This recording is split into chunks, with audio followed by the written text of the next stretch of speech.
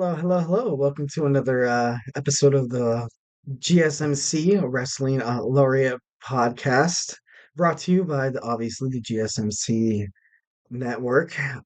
So today we have a pretty packed up show. We have a little bit of what happened over the weekend for wrestling.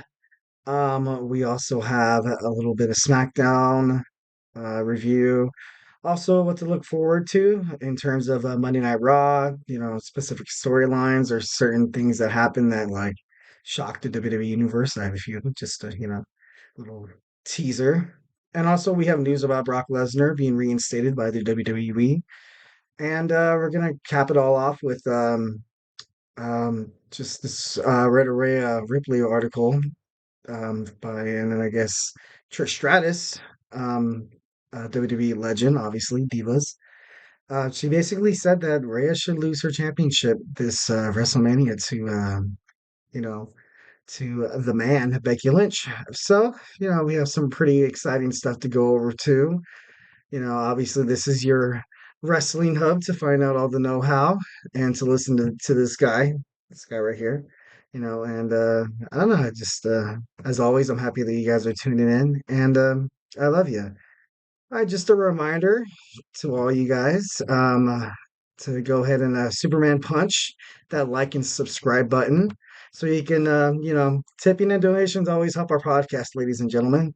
And I really want to, chat with you guys. And the moment you guys put up those numbers, the moment you guys, I hear the questions, it shows up on the screen so we can we can have a one-on-one conversation, which, obviously as a podcaster, I talk a lot, but sometimes it's nice to have just a little bit of company, you know, and then, so go ahead and like and subscribe, tip, and yeah, let's get this thing go moving here. All right, the first thing I got here is this we have a wrestling recap over the weekend. On Friday, TNA held a pay-per-view. Well, they, held like a special show called Sacrifice. I watched highlights and it was pretty good. From what I saw, obviously I'm a huge fan of professional wrestling, so any type of wrestling kind of, excites me. Um, PCO defeated Khan in a no DQ match, which was decent. It was a pretty good match. Me myself, I love no disqualification matches because I grew up during the Attitude Era, so that was kind of like my bread and butter. The hardcore title, obviously Mick Foley, Terry Funk, rest in peace. He's the man of hardcore. Really made that title or that really the title of the match. No DQ, no holds barred. I quit. Tables, ladders, and chairs. Really made that, prestigious and really introduced that to most of the wrestling organizations. So to kind of have respect for those matches as a wrestling fan, you want to see those because, they're pretty exciting, obviously. So you gotta, tip of the cap to the ones that paved the way. Obviously, okay, and TNA, we have new TNA tag champs. We have Eddie Edwards and Brian Myers. They defeated ABC. ABC, yeah, ABC. And honestly, I love watching tag matches because you can kind of see how the two superstars really have like this chemistry toward each other. Like some of the greatest tag teams, like Marty Jannetty and Shawn Michaels, the Road Warrior, Hawk and Animal. You have I think Bret Hart, Owen Hart, Bret Hart, and Jim and Anvil. They're Anvil Hart. They were tag team is as opposed to one-on-one competitor matches in the wrestling industry, you kind of have to rely more on like your partner, like kind of like on everybody else and stuff like that. So being a tag team winner is obviously pretty it's an accomplishment in itself.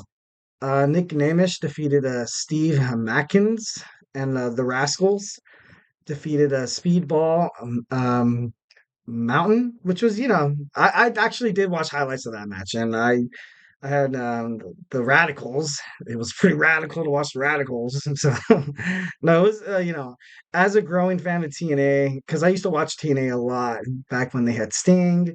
They still have Chris Sabin. They used to have Jay Lethal. They had Samoa Joe and a couple other big names that eventually moved on, but within an organization because now they're mostly at AEW, which is owned by Tony Khan. So it's kind of like a little sister network broadcast. The Digital Media Championship was kind of like like the biggest shock of the evening sacrifice that Crazy Steve defeated Joel Hendry, and Joel Hendry was he was kind of caught off guard by like a friendly, but then again in wrestling like you never really have like friendlies. Obviously everyone is foe, but you kind of have like a limited and like minimal kind of like a partnership, kind of like I don't know, like kind of watch each other's backs and stuff like that. But the match was pretty good from what I saw, and it's kind of exciting to see how these like a company is not small because I don't want to diminish their value, but like a company that like TNA that are putting up these quality matches. So it's not like if WWE is like the mecca of wrestling, which it's popular, but it's also important to sometimes you got to give the little guy a chance. You know what I mean? Like give everyone deserves a say. And I believe I don't know, Sacrifice was from what I saw a pretty decent pay-per-view. All right, moving on. So we have the SmackDown recap. SmackDown was pretty big, pretty huge for WWE. So it started off with Logan Paul basically announcing how his business Prime is going to start sponsoring the premium live event starting on WrestleMania. So you're going to have the big Prime like right in the middle, which is pretty cool because you don't see that a lot on WWE, but you see that like with like UFC and other combat sports and stuff like that. Um, the ceremony didn't last long because Randy Orton, eventually interrupted and RKO'd KSI, which I feel bad for KSI because I feel like whenever KSI comes out and like, supports his buddy, something always bad's happen, something always bad, like, it happens to him, which, kind of sucks, but, but he took that like a champ. We have to like applaud the professionalism of KSI. It's like he's a, you know, choreographed wrestler, which is, pretty good. You gotta, give props for that.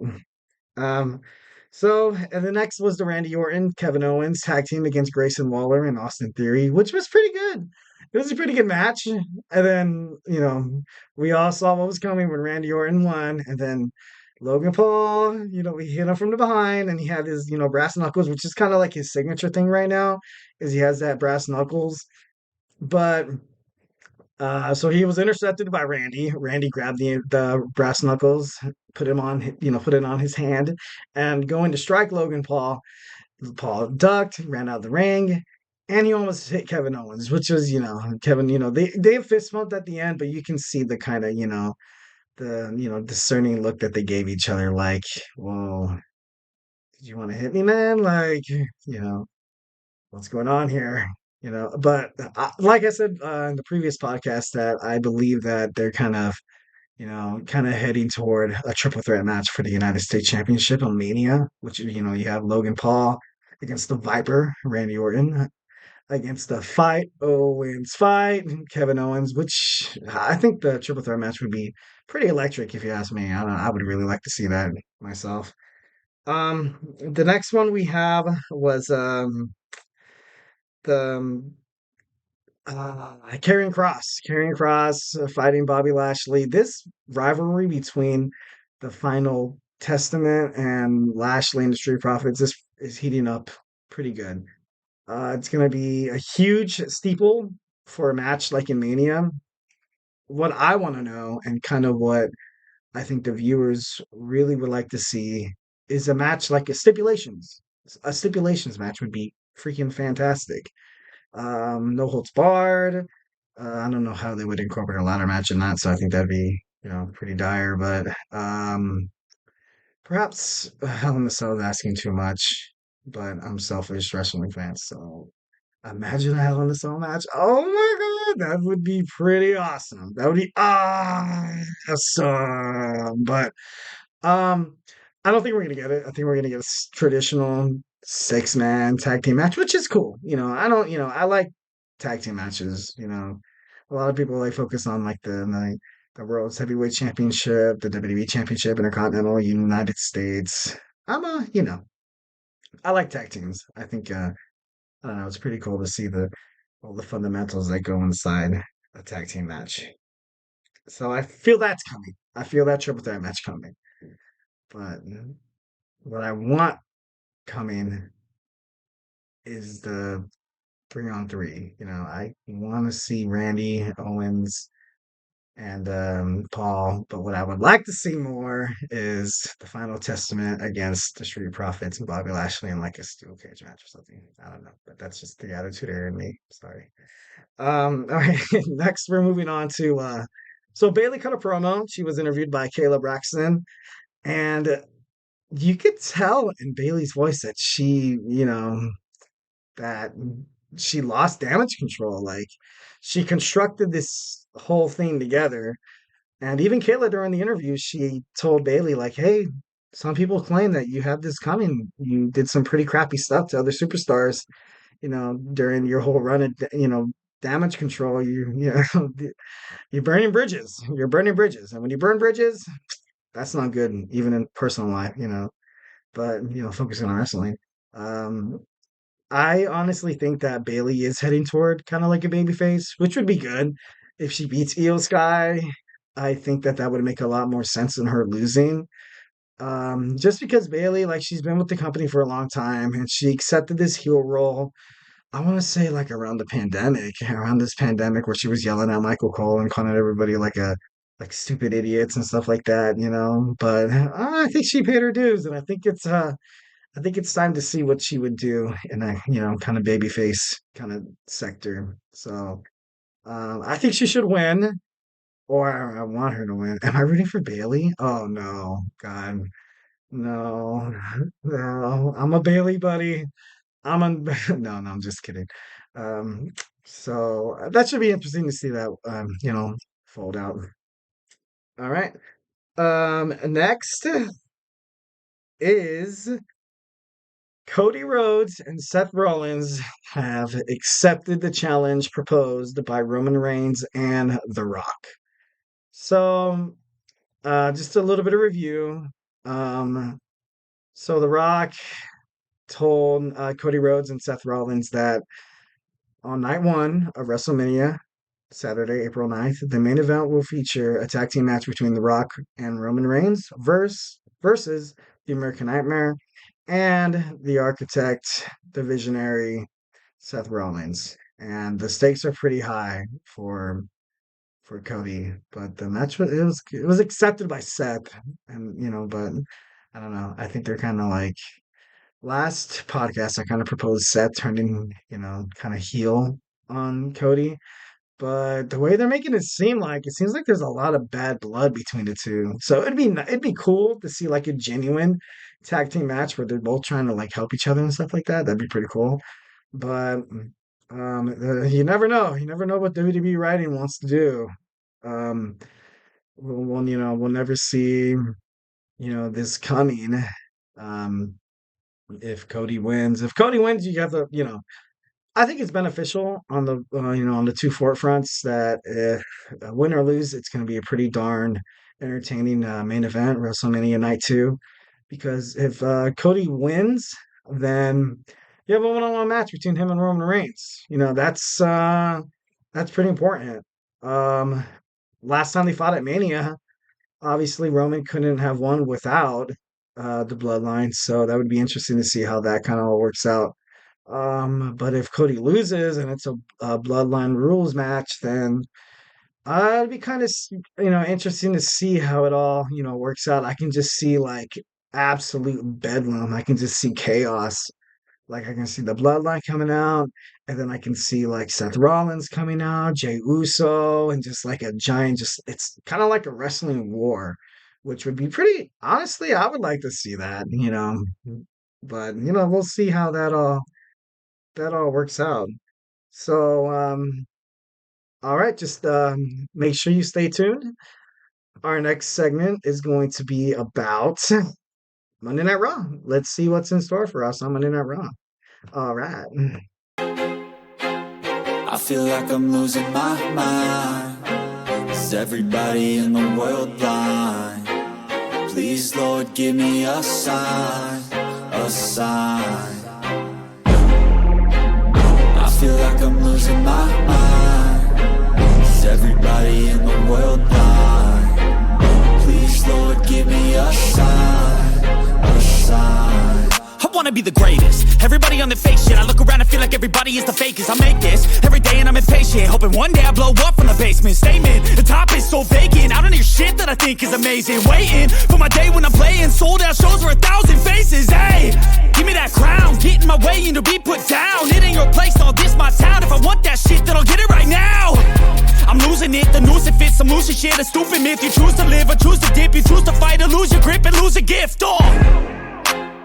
I feel like I'm losing my mind.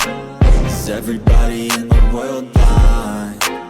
Please, Lord, give me a sign, a sign. I feel like I'm losing my mind. Is everybody in the world blind?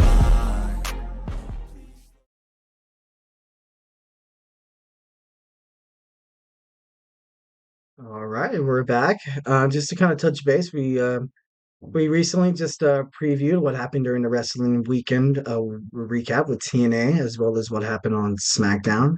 So we're introducing this next topic, Monday Night Raw preview. But before that, um, make sure you guys, we want to, connect with our audiences. Honestly, as a podcast from GSMC, the Wrestling Laureate Podcast, we need viewers. You know, we need people like you who are interested in sports podcasts to kind of, you know, just keep giving us these little like chats and tips. Basically, like I said, tell me what you like, tell me what you don't like, tell me what opinions you want to share, tell me on things you want me to further elaborate on, or throw me a curveball or something like that, or or do like a Kurt Angle and tell me I suck or something like that. But no, I'm just kidding. No, positive, all positive vibes, ladies and gentlemen. Let's all create positive vibes. All right. So, so we have the Monday Night Raw preview. WrestleMania is right around the corner. I believe it's like 26 days away. I think so. But so every Monday Night Raw, it's just chipping away at this big grand story plot that that WWE wants to propose Vince McMahon, Triple H, because every single time a WrestleMania happens, it's kind of like you hit the steeple and then you kind of reboot. Kind of this is the reason why I'm like telling you guys that if you want to become a wrestling fan, this is the time to do it. A lot of people like you run into those people that are like, "Hey, do you watch the Super Bowl?" You're like, "Nah," you know, or well, no, I got that wrong. No, no. They're asking, "Hey, do you watch football?" Be like, "No, but do you watch the Super Bowl?" Yes, and then slowly but surely, that's kind of how people become introduced into the concept of like the American football concept. And I don't know. I just think that WrestleMania is the perfect time to become a wrestling fan because this is like the best of the best. You have all the storylines coming together in this like spider web before it starts all over after Mania. So I don't know. Just give it a chance. That's all I gotta say. All right. So Monday Night Raw preview.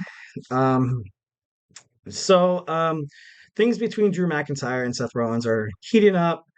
And obviously, Seth has this other fight with Cody against the Bloodline.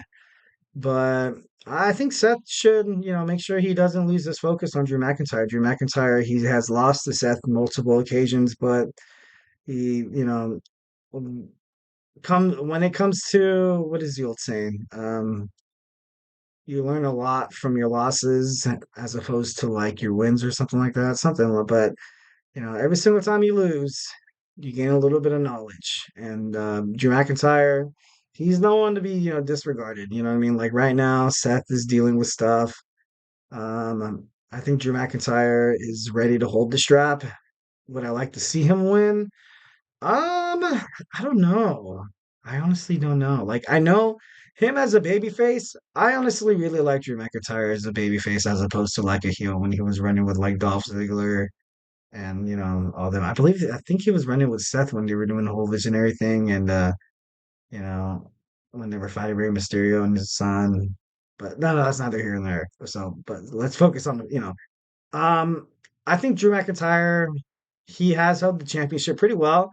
He's a great champion. He can obviously create, entertaining promos. He can keep the crowd very like invested in the match based on his athletic abilities.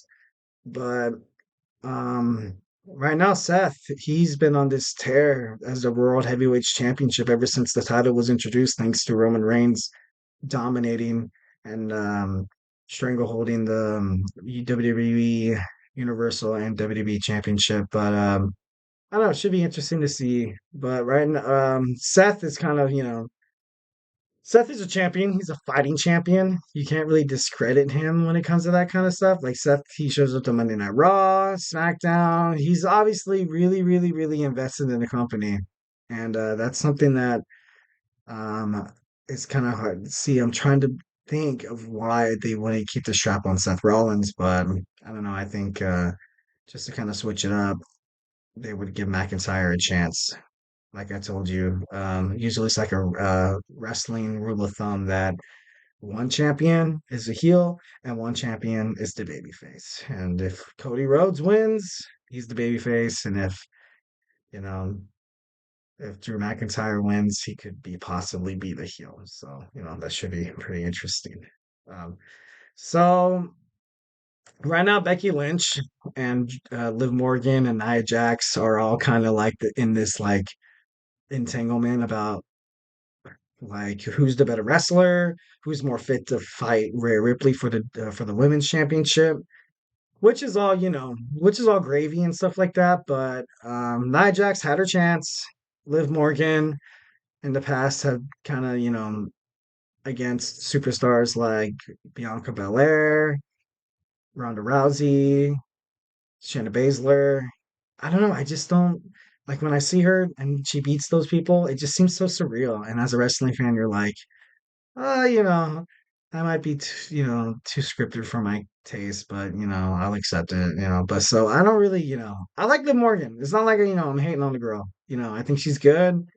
I liked her ever since, she was with the Riot Squad. You had Ruby Riot, Sarah Logan, and you had Liv Morgan.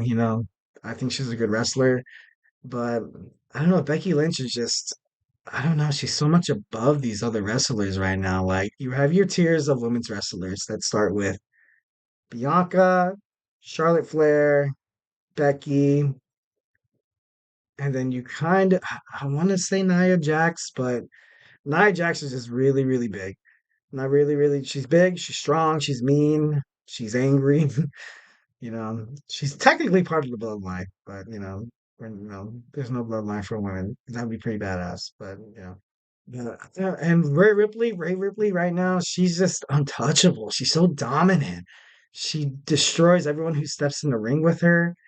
And like watching the Elimination Chamber, the main event against Nia Jax, you kind of saw how Nia Jax is she's over right now. She's really, really, really, really over with the crowd. She has her thing going for Judgment Day.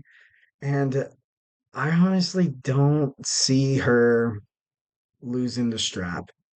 I think she's represented the championship pretty well. She sells out pay-per-views. She sells tickets. She puts the butts in the seats because of her performance. She's a great wrestler. You can't discredit that. And the only thing that kind of makes me worry about Rhea Ripley is that she might be too good. Kind of like when Brock Lesnar was champion, where they would introduce ideas for main events, and they're like, "Wait a minute, well, can Finn Balor really put up a fight against Brock Lesnar? Or wait, AJ Styles against Brock Lesnar?" For champions to lose the championship, they would have to lose the big names like for the men's like Roman Reigns or Seth Rollins or Drew McIntyre. And for the women's, it's it's Becky Lynch. Becky Lynch right now, I believe that you know, she did a lot of work into so I don't want to spoil too much because, I have another segment, which is, like spoiler alert to stay tuned for the next segment. So I don't want to give up too much here. I'll just go off and just, end with saying that Rhea Ripley and Becky Lynch have both put into work, sacrifice, commitment, determination, that um WrestleMania is really going to be a coin toss, which is going to be pretty dang awesome to watch as a wrestling fan. The unpredictability of a match because I know that kind of stuff, keeps you hooked. So I'm really, really, really looking forward to that. And a little bit of breaking news. Um, Obviously, I'm airing this Pacific time around like 8 p.m. But we got a spoiler alert that they're running kind of like a six-pack challenge for tag teams, to fight Damian Priest and Finn Balor for the championships, which is pretty cool. I was waiting, and I don't know if they're ever going to split the belts up or they're just going to keep one and one, but either, all in all, I'm pretty dang excited because I'm excited to see the Street Profits come back. I'm excited to see if maybe AOP maybe try to, challenge for the titles. That'd be pretty cool. Grayson Waller, Austin Theory. You have the LWO. You have Carrillo and Angel Garza. You also have Miz and R-Truth, which would be pretty cool if they won the championships against the Judgment Day. But I don't know. An Alpha Academy, shoosh, would be pretty cool. I love Chad Gable. Chad Gable puts up a lot of really, good matches, quality matches. And Otis, I remember Otis from Heavy Machinery. But they're fan favorites, so that'd be pretty cool to watch. The next one I got is right now Sami Zayn's trying to build up momentum because he was kind of kicked in the hole. You haven't seen a lot of Sami Zayn over the past couple of months, but Sami Zayn, ladies and gentlemen, is still a pretty, he's still top tier wrestler. You can't, you can't just turn a blind eye because someone doesn't have a championship belt. You have to, as WWE superstars, if you put the butts in the seats, you're gonna maintain that roster spot. And I like watching Sami Zayn. Sami Zayn, he has a lot of potential. He has a lot of talent. He makes the other competitors that fight against him look very, very, very, very, very, very, very good. That's kind of like a Shawn Michael-esque. That's kind of why Vince McMahon loved Shawn a lot was because he was able to, disregard like his pride, like, oh, I want to win every match. Why should I lose this? Why should I lose against this guy? But sometimes you got to think about the bigger picture. This is a company. Like sometimes you got to make sacrifices. That's just kind of how it goes. Um, and then the end of Raw kind of ended with kind of, kind of how we expect Mania to go. Just complete chaos where Cody Rhodes came out and saved Jay from his brother Jimmy and Solo against this battle with the bloodline. And I don't want to see it come to an end, but I'm kind of interested to see how they kind of do it, with The Rock, Roman, Jimmy, Solo, Jay. They're all there. They're all here. Out there. Something needs to be done, and before WrestleMania ends, hopefully we as fans will have kind of like the bigger picture. Like, is the bloodline going to be completely diminished? I know how long Roman's been the champion for. Usually, when champions are that long, they'll lose the title and kind of like take a hiatus, kind of take like a little break, like a vacation kind of thing. Like, hey, dude, like you earned it, like But I don't know. We'll see what happens in Mania. I'm pretty super excited about that. And also, another kind of storyline that's kind of going around is the LA Knight versus the phenomenal one, AJ Styles. I love AJ Styles, to be honest, and I just LA Knight is kind of over right now. Like not over, like he's done, but like over with the crowd. Like they love him. They love the guy. And to be honest, I kind of like him too. It's pretty cool. Yeah, but I just as a wrestling fan, I kind of want to see more like turmoil. Like, you know what I mean? Like you saw AJ Styles, give that promo about like not liking LA Knight, how LA Knight always takes advantage of AJ Styles' opportunities. But then LA Knight took it out on a poor Vizio TV, but I don't know. I think it's I don't know. It'd be you have two great superstars, two good wrestling styles, two people who've been part of the business for decades. I don't know, it'd be kind of cool to see them, go out fighting each other. That'd be dope. All right, just a heads up, we're going to head into the next segment. Stay tuned. It's going to be a good one. We're going to basically talk about Brock Lesnar being reinstated by the WWE, and what this means for him as a superstar, what this means as the company, and what this means for all the other superstars on the roster. So make sure you stay tuned.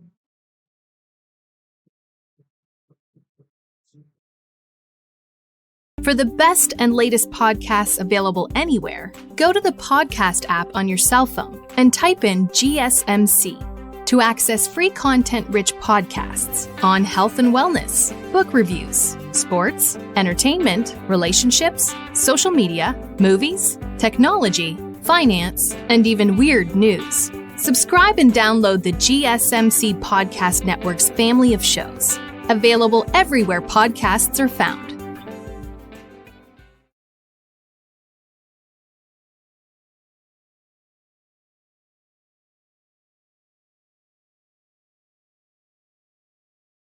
All right, and we're back. Just to kind of prelude what we were last talking about was the Monday Night Raw recap. Well, not recap, but Monday Night Raw preview and what to expect. And actually, we're gonna jump into the next main title here. We have Brock Lesnar. A lot of people love Brock Lesnar. A lot of people hate Brock Lesnar. My wife is one of them. But no, I didn't love or hate. You have to respect the guy. The guy has been within the business for WWE for a long, long, long time. He moved to MMA to fight to kind of broaden his horizons, and he did pretty good over there. I believe he won a championship there. Yeah, I believe he was like a UFC heavyweight champion. He was the hammer fist guy, but he would kick butt. And he'd kick ass, and I think he lost the championship to Frank Mir to like a submission. But you got to respect him. You got to respect him. Sometimes, super. A lot of people don't like Brock Lesnar because he was never on major, you know, news. No, not news. He was never on like major like WWE telecast. Like he would take like two breaks away from Raw, and then he would come back, and they would have like Brock Lesnar. He's returning to Raw in 2 weeks. So everyone was like, oh, as a champion, shouldn't you be there like every week, kind of thing? Like kind of like the reason why people liked Seth a lot. There was same reason why people like Drew McIntyre being champion a lot. But I don't know, Brock Lesnar, he kind of added like this exclusiveness to the Universal Championship where like he might not fight so often, but you can gosh darn believe that every fight he fights, it's going to be promoted like heck. He's going to wrestle like heck. And the match overall is just going to be good for the company. It's going to be good for the company. Absolutely. Like the more exclusive a match is, and this is, I believe, why UFC is like pretty popular. They have, you know, numbers and numbers of UFC's fights, but because the people fight like once or twice a year, people pay attention. People want to tune in more. I think WWE can definitely use that to their advantage in terms of Brock Lesnar, but I don't know. I'm just kind of ranting on and on of why people hate and love Brock Lesnar. But let's get started. So Brock Lesnar was reinstated by the WWE. So what does this mean for Brock Lesnar? Um, I kind of liked that he came back. His home is originally WWE. I think he fought in WWF for a little while. He was an amazing, absolutely amazing prospect for the longest time. And he actually used to play football for the Vikings, so that's pretty cool. Um, his daughter's like like an Olympic athlete, and like she's fantastic. But just try not to go off a tangent. Brock Lesnar, I believe you cannot tell the story of WWE/WWF without including Brock Lesnar. That's how important he's been to the brand. That's how important that WWE's been to him. And I don't know. I just think that it's a beneficial relationship for both of them. So why not, try to drain this goose for, as long as it can, because as soon as he, retires, I guarantee people are gonna be like, oh, the Brock Lesnar haters are gonna be like, where's Brock? Where's Brock? Like, why aren't we getting, prestige promos when when Brock Lesnar was champion and stuff like that? Like, kind of like, that rule in life that you never miss something until it's gone. I think we should, relish and celebrate the reigning, defending, undisputed. No, he's not that, but I don't know. Whenever Paul Heyman said that was kind of, kind of exciting. So, possible storylines for this guy. Possible storylines for Brock Lesnar. As a heel, he does such a good heel. He plays such a good heel that he kind of uses that exclusiveness to, his advantage where people want to see him fight and people want to see him lose, but the guy doesn't lose. He's dominant. He's Suplex City. He does like 10 German suplexes, and then he'll do like a diving headbutt from the top rope. Like, this guy's an athlete. Like, this guy gives his blood, sweat, and tears to the business. So, a heel turn would be ideal because he's such a good heel. He really is. Like, I love to hate him. It sounds bad. I don't hate Brock Lesnar. It's the character. I like the character is easy to just dislike and root against. A lot of people like. I think that's the reason why a lot of these pay-per-views kind of had Brock Lesnar fighting like Seth Rollins, Roman Reigns, and just like superstars that WWE kind of wants the public to fall in love with. So I think he's better as a heel. Possible babyface? And when I'm talking babyface, ladies and gentlemen, I like man. When he came back to try to fight Roman for the championship against the Bloodline, where he kind of showed up as like this country boy, he had the cut off flannel shirt. He didn't have Paul Heyman. He didn't have Paul Heyman with him, so he was kind of doing his own thing.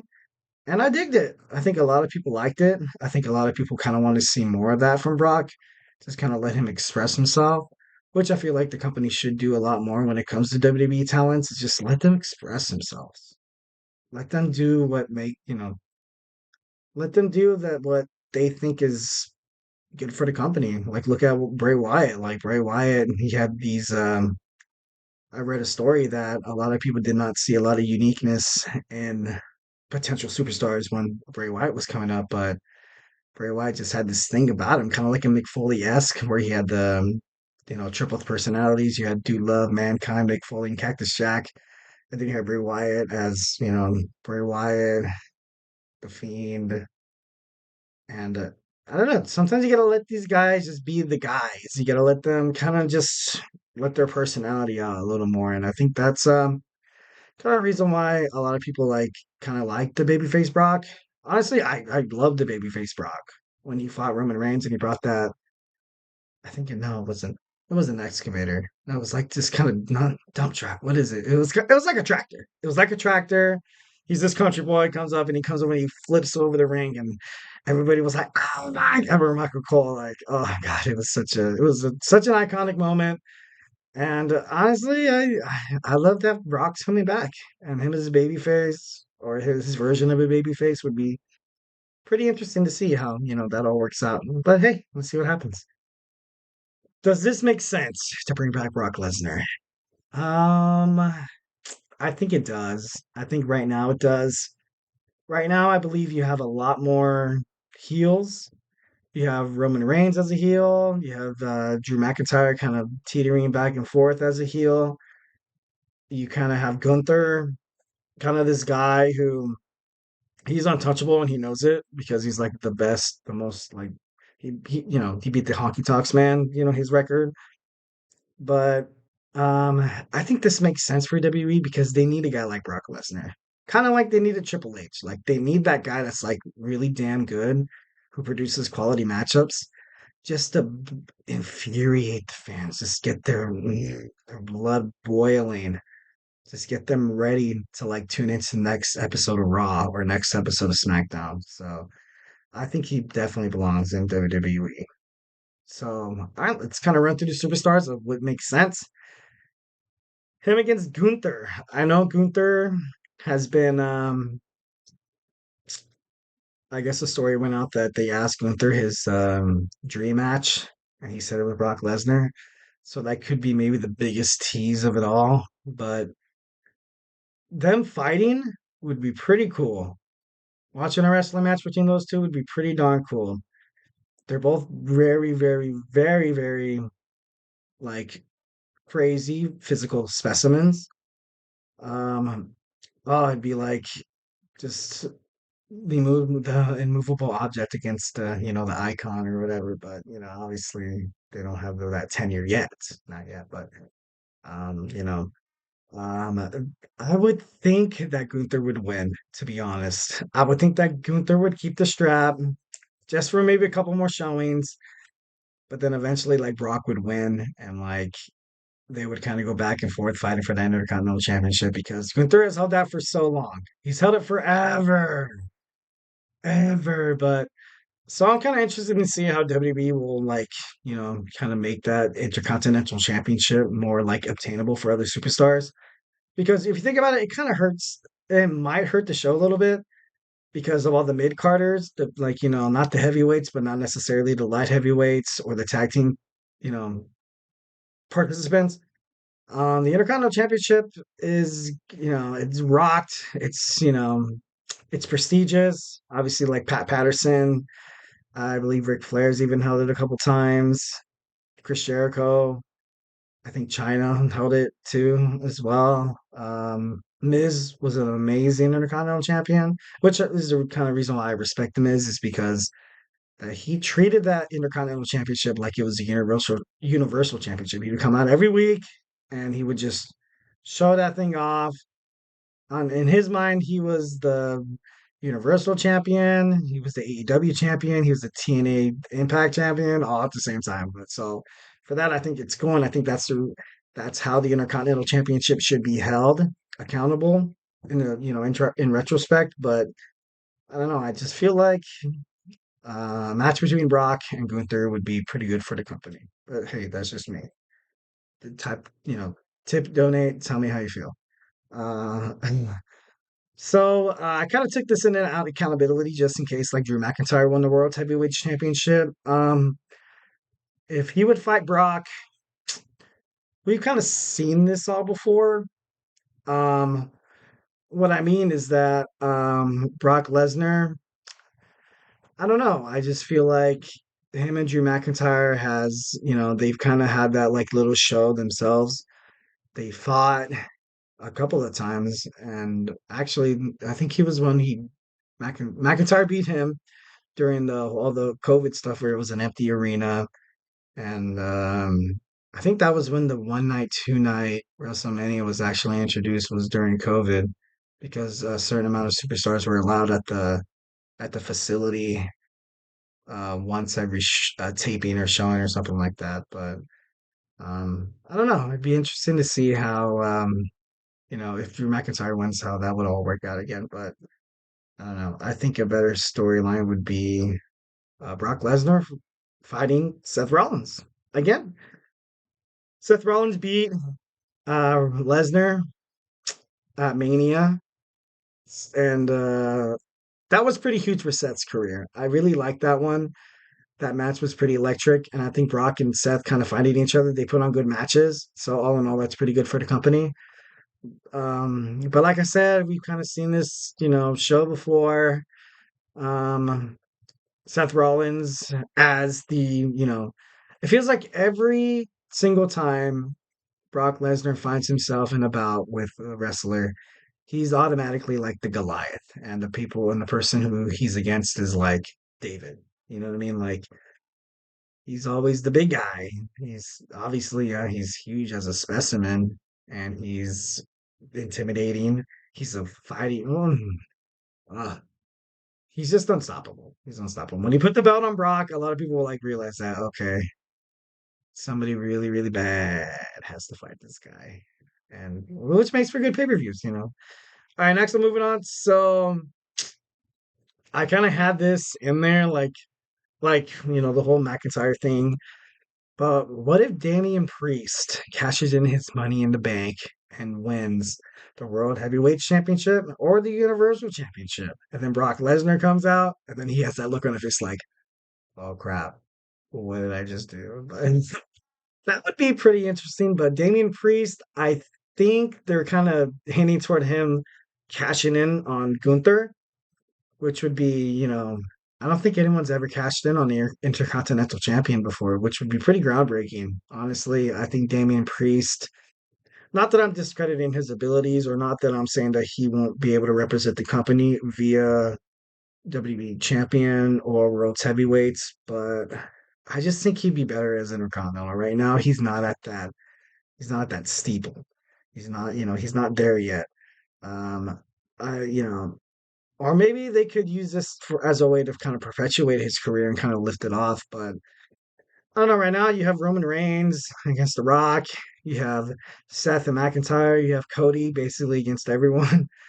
It'd be kind of hard to, include a storyline with Damian Priest that would actually kind of make sense. So I think in the essence of, trying to keep the story relevant or trying to keep wrestling together, I think you kind of need to, keep that thing together. All right. Well, go ahead and I'm gonna go ahead and take a break. Stay tuned. Our next and last segment, last but definitely not least, is Trish Stratus's comments toward Rhea Ripley, basically saying that she needs to lose the championship to Becky Lynch. So go ahead and stick around.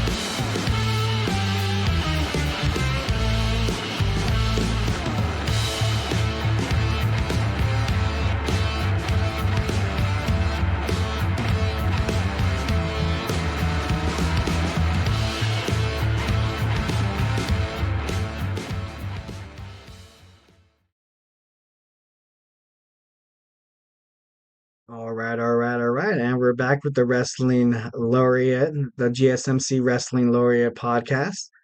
Once again, I want to, encourage you to smash that like and subscribe button, hit the tips and donations just so you can be a part of the show. Like I said before, up here can get a little lonely. It'd be nice to have a little, help from my friends. So just kind of giving a rundown of what we last talked about was Brock Lesnar being reinstated by the WWE.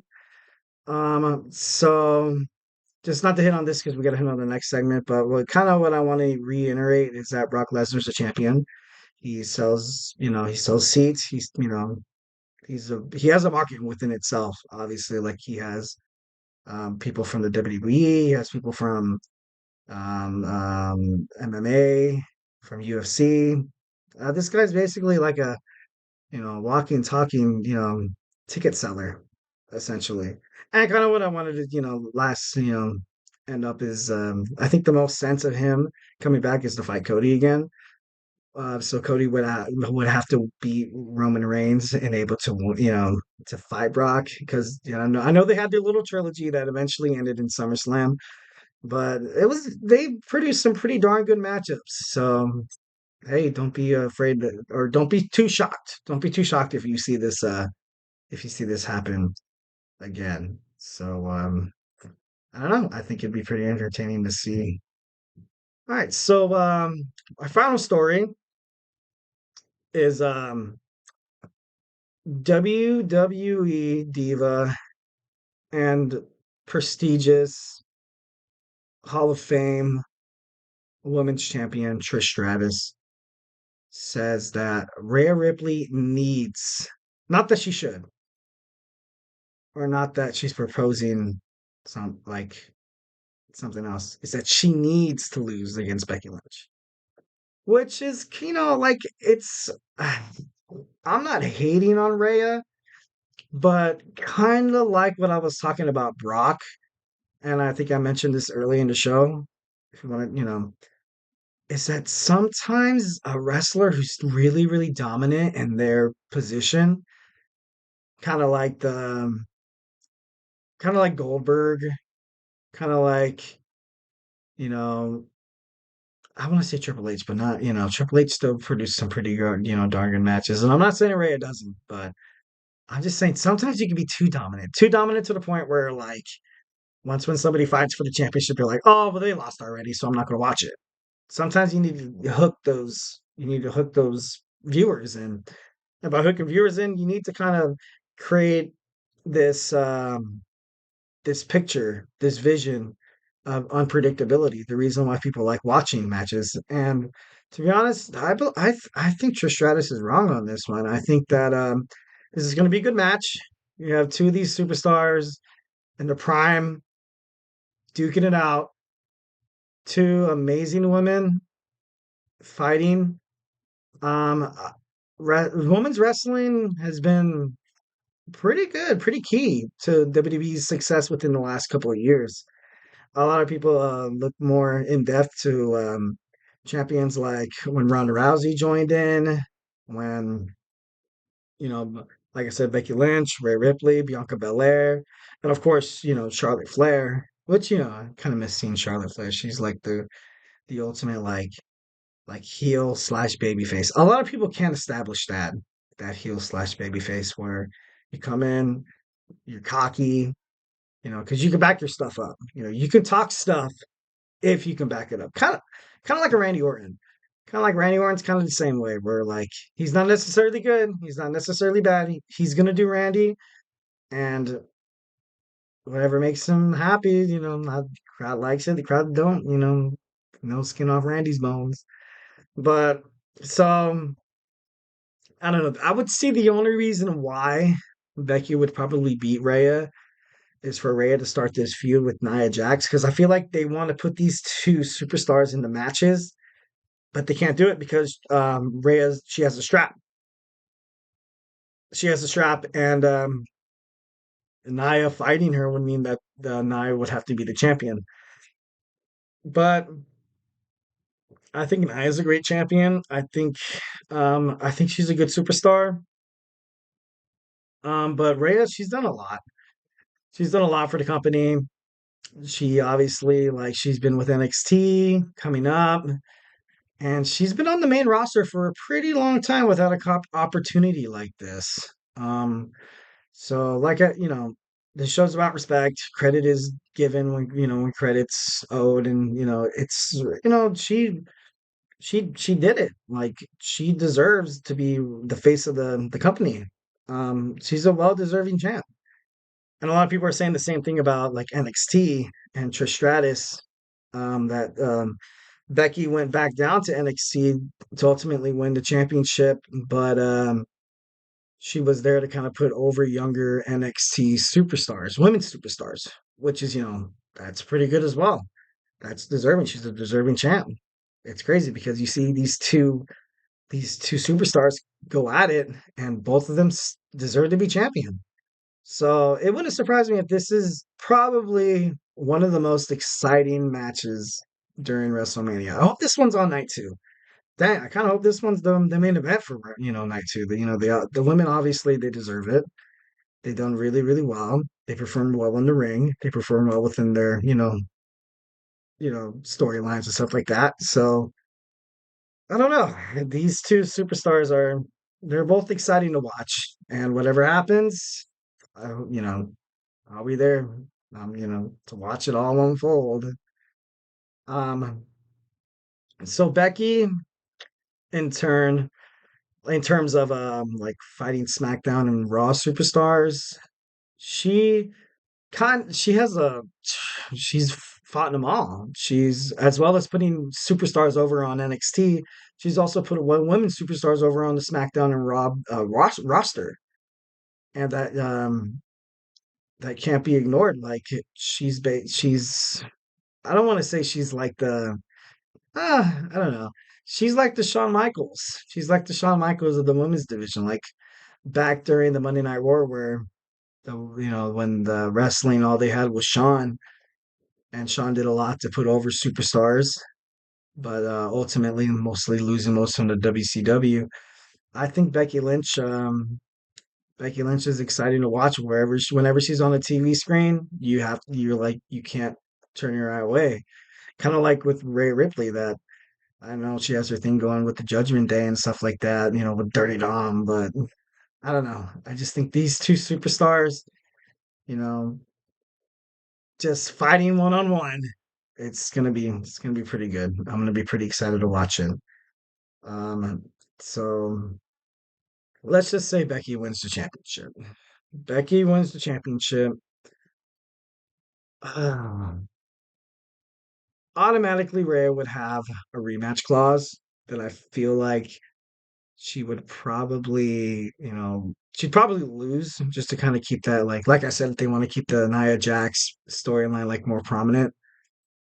But like kind of like um what happened with WrestleMania, why Brock Lesnar lost to Seth Rollins is because Seth Rollins is kind of you can appeal him more to other superstars and matches and stuff like that. Like Seth Rollins versus Finn Balor, AJ Styles. You can be like, oh, that's gonna be a great match. But imagine Brock Lesnar versus AJ Styles or Finn Balor, you're gonna be like, oh, Brock Lesnar's gonna dominate. Kind of like seeing Rhea Ripley fighting like Liv Morgan or Tiffany Stratton. You're gonna be like, oh, Rhea Ripley's just gonna, why watch it if she's just gonna dominate? But I feel like Becky could definitely, I don't know, she brings the sauce. She brings the sauce. Um, she puts over superstars, and putting the strap on any of these girls would be absolutely fantastic. And it just, I think a lot of the reason why Trish kind of hinted at Becky winning the championship was mostly because Becky never really lost the championship. She relinquished it essentially to start a family where she had a kid. She relinquished it, I think, the Monday Night Raw after Money in the Bank, and Asuka won the briefcase, but in reality, the championship was inside there. So I thought that was pretty cool. And her journey of trying to become the top of the head of the women's roster has been absolutely magnificent to see, and it'd be cool to see her on top as well. Like I said, it's kind of hard to decipher a favorite in this matchup because I respect and adore both of these superstars. So that should be pretty darn interesting. All right. All right. So to cap this bad boy off, I'm Eric Rodriguez. I'm your wrestling laureate. Um, Thank you for tuning in to the GSMC Wrestling Laureate Podcast. Remember to like and subscribe that button. Go ahead and Superman punch that thing. So you can just basically know when we're online. Check out all the other podcasts. We have really good podcasters, ladies and gentlemen. We have great basketball, football, baseball, college sports. So absolutely give GSMC podcast a chance. I guarantee you'll like it. Leave a positive review. We love positive reviews. We love positive vibes. Let's keep those vibes very, very positive. And remember to follow us on Facebook, Twitter, TikTok, and Instagram. And most importantly, thank you once again and have a phenomenal day. Absolutely love my peeps. That great. I don't want to go to work. Mm-hmm. Mm-hmm. Mm-hmm. Let's go. I wake up to a little bit of drool on my pillow, feel like it's gonna be a bad day. Yeah, I'm tired of shit, and the coffee ain't hit yet, damn, ain't that great.